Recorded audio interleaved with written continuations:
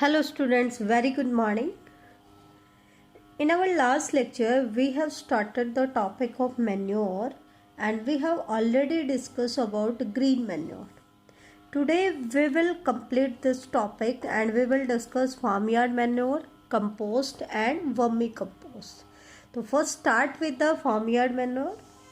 तो देखो बेटा फार्मयार्ड मैन्योर क्या होती है और ये बाकी से कैसे डिफरेंट है वो हम आज डिस्कस करेंगे।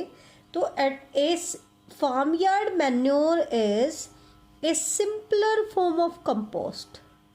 ये कंपोस्ट की सिंपलर फॉर्म है। बेटा इन सारी मैन्योर्स में कंपैरिजन बहुत आता है क्योंकि कुछ हद तक इनमें सिमिलरिटी है क्योंकि सारी की सारी मैन्योर की ही पार्ट है। तो कंपोस्ट का जो सिंपल फॉर्म होता है उसको हम क्या कहते हैं, फार्मयार्ड मैन्योर। ठीक है, फिर आया कंपोस्ट, फिर और एडवांसमेंट आई, हमने बनाए वर्मी कंपोस्ट। तो ध्यान रखना ये सीक्वेंस है। सबसे पहले हमने ग्रीन मैन्योर पढ़ा, फिर अब हम कंपोस्ट की सिंपल फॉर्म पढ़ रहे हैं, फिर कंपोस्ट पढ़ेंगे और उसके बाद वर्मी कंपोस्ट पढ़ेंगे। तो खास करके कंपोस्ट और वर्मी कंपोस्ट का डिफरेंस आता है तो वो हम आगे डिस्कस करेंगे। तो सबसे पहले तो देखो कोई भी मैन्योर बनाई जाती है तो उसके लिए रॉ मटेरियल क्या लेते हैं, तो it is prepared from organic remains of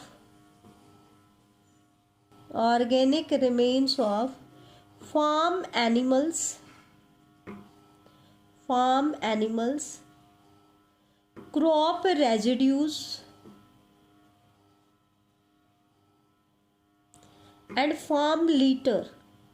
बेटा लीटर वर्ड किसके लिए यूज होता है, फ्रेशली डिपॉजिटेड जो मैटर होता है जिसका अभी डीकम्पोजिशन स्टार्ट नहीं हुआ है उसको हम कहते हैं लीटर।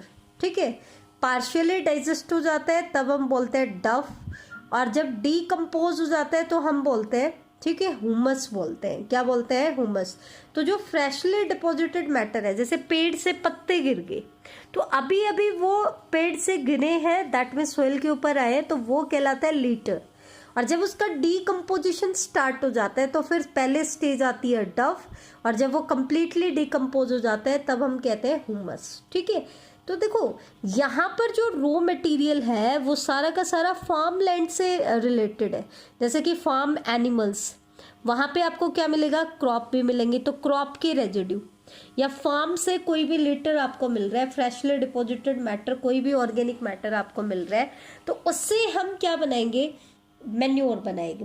तो वो मैन्योर क्या कहलाती है, फार्म यार्ड मैन्योर कहलाती है। ठीक है, एक्चुअल में होता क्या है, इस सारे वेस्ट को कलेक्ट करके दीज ऑल आर डम्प्ड इन ए पिट। एक पिट के अंदर, एक गड्ढे के अंदर इनको डाल दिया जाता है। ठीक है, और फिर इनको छोड़ दिया जाता है किसके लिए, माइक्रोबियल डीकम्पोजिशन के लिए, माइक्रोबियल डीकम्पोजिशन।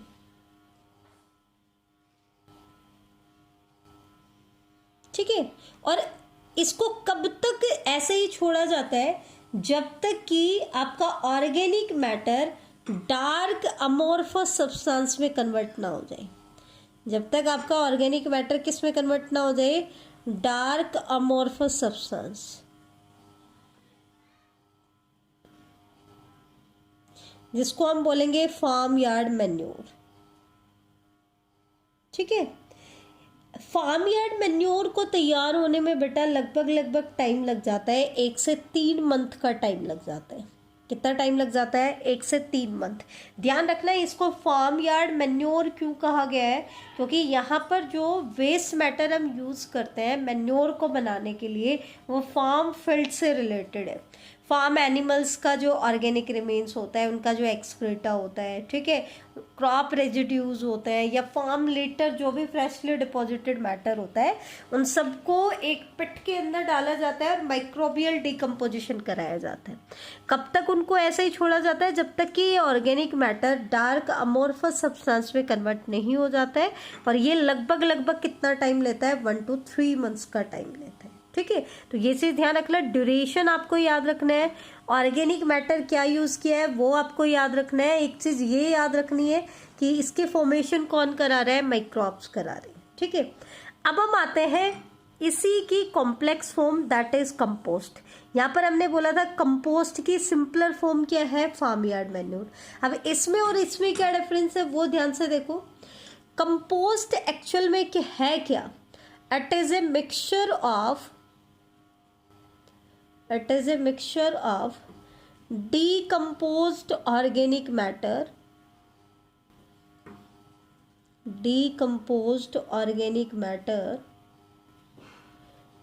derived from, मतलब बनते तो सारी की सारी मैन्योर किससे बनती है, डीकम्पोजिशन से बनती है। तो ये भी किससे बना है, डीकम्पोजिशन से, ठीक है।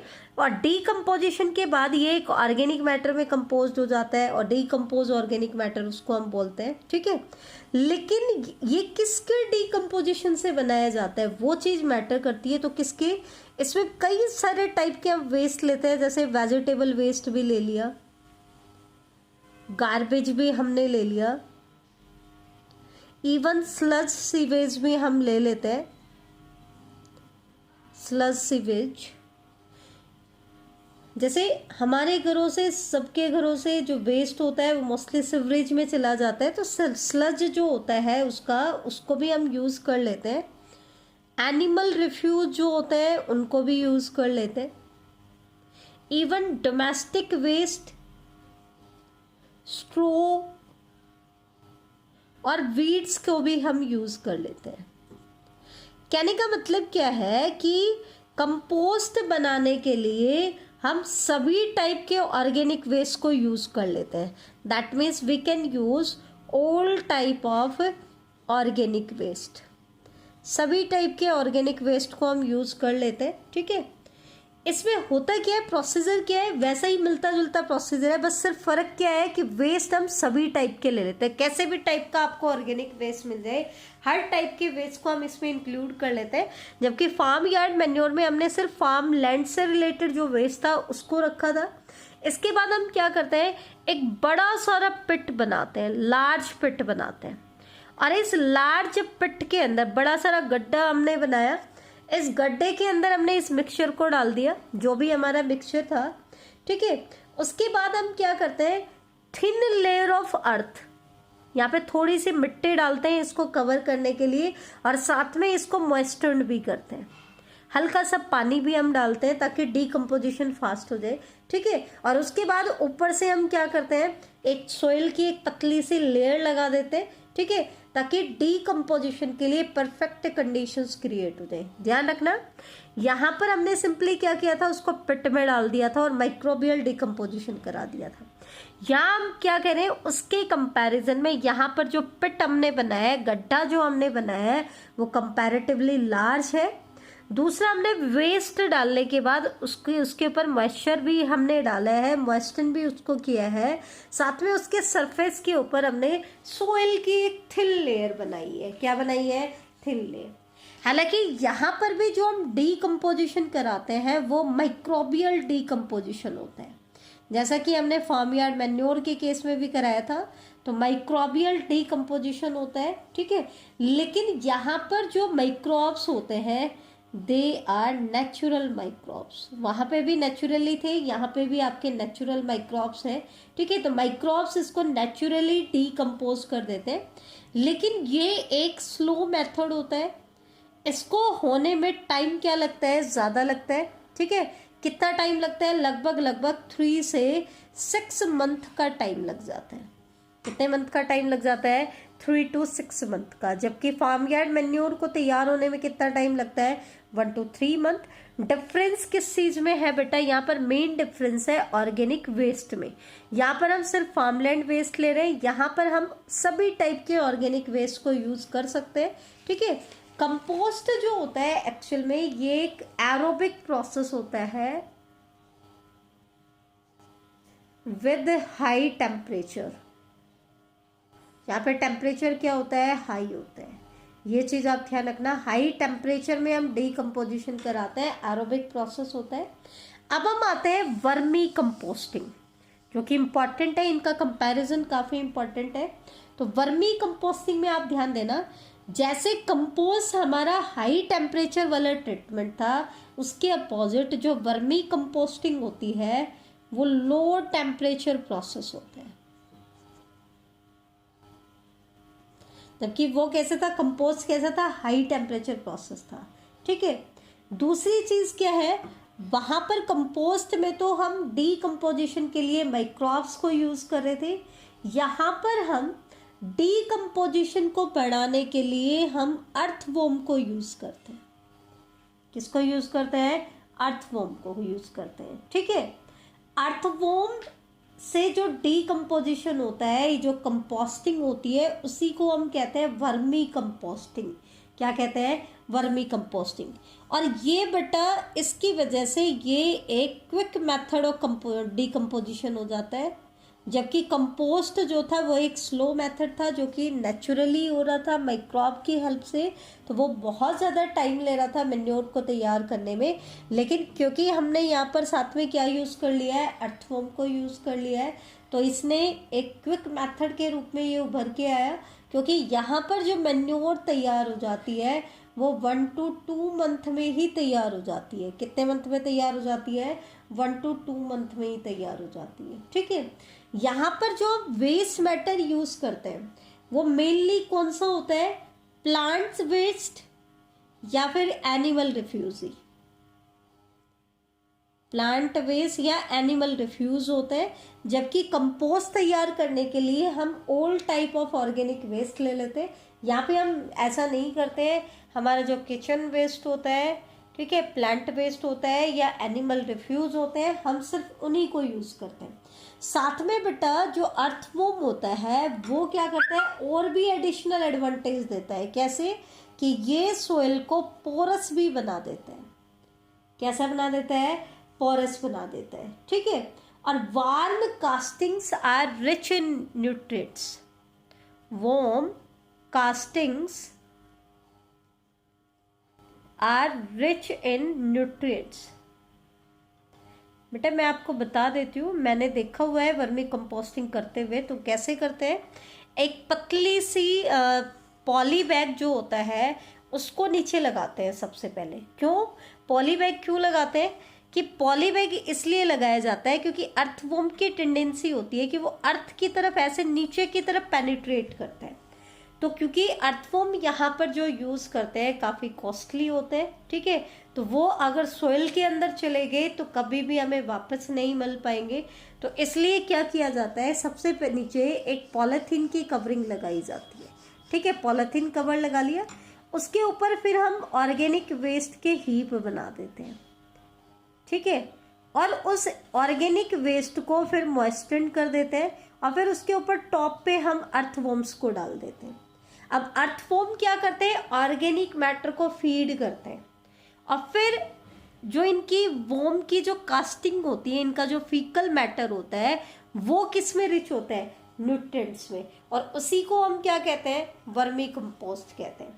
दूसरी चीज क्या है, क्योंकि अर्थवॉर्म नीचे की तरफ जाते जाएंगे तो साथ में इसके अंदर क्या करते जाएंगे बेटा, सोइल के अंदर एरेशन करते जाएंगे, सोइल एरेशन करते जाएंगे। इसलिए हमारी सोइल भी कैसी होती जाएगी, सोइल पोरस होती जाएगी, सॉफ्ट हो जाएगी, पोरस हो जाएगी। उसके अंदर एयर ऑक्सीजन भी एंटर कर जाएगी, तो जो काफ़ी हद तक क्या हो जाती है, प्लांट के लिए यूजफुल होती है।